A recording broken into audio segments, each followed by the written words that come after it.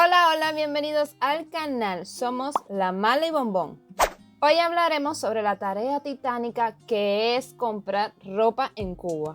Quienes han vivido o viven en Cuba saben de sobra que para encontrar cualquier cosa, repito, cualquier cosa, cada vez se vuelve más complicado y muy frustrante.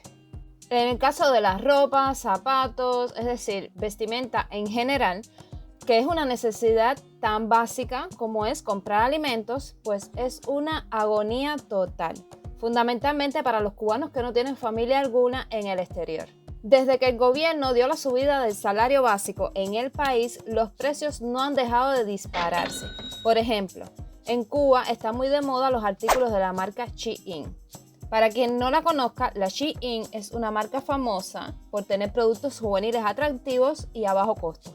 Normalmente puedes hacer la compra directamente desde su plataforma en internet, pero para los cubanos, como ya se sabe, las compras online son imposibles.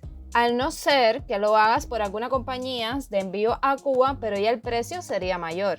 Actualmente muchos cubanos en la isla se dedican a vender artículos de Shein, ya sea porque viajan y traen la mercancía o tienen a alguien que les provee desde el exterior. Lo que sí, claro, el precio que le ponen cada día aumenta significativamente. Un vestido sencillo que a finales del año pasado te lo vendían a 1,000 o máximo 1,200 pesos cubanos, ahora mínimo te lo encuentras en 2,000 y ni hablar de los pantalones y los zapatos. Por lo menos no podemos decir aquí en Cuba que la Shein es una marca económica, para nada. Y entiendo que si el pasaje, el envío, la aduana, todo eso cuesta. Pero queda claro que vestirse ahora mismo es un dolor de cabeza. Pero no todos compran a estos vendedores. Hay quienes tienen MLC. Sí, el MLC es una moneda virtual inventada por el gobierno cubano. Y van a comprar la ropa, zapatos y demás accesorios de vestir en tiendas del estado. Sí, porque ya no queda una sola tienda donde vendan este tipo de productos en moneda nacional o peso cubano.